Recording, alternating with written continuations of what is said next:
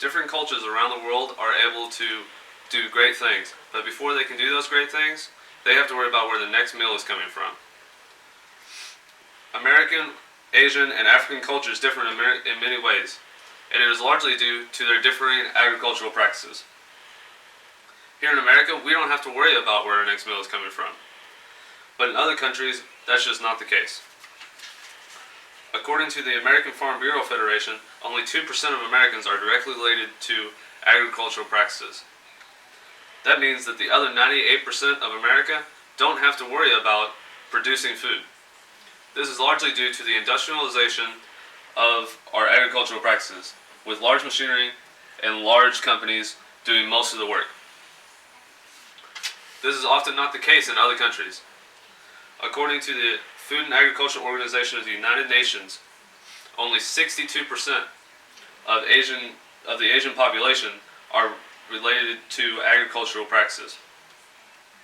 This often takes place on small, localized farms, where there is a large amount of physical labor and low technology being used to produce their agriculture.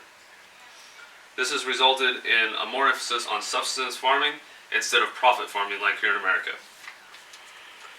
In Africa, this takes place as well. According to the United Nations, it is estimated that 80% of all Africans are directly related to farming.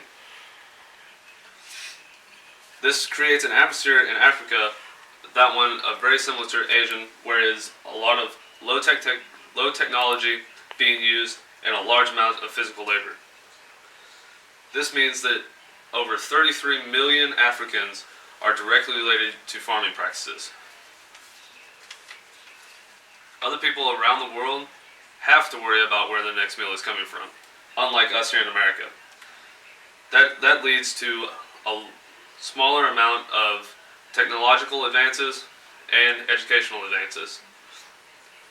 That is what has led to America becoming a great world power and these other countries falling behind. Thank you. That's good.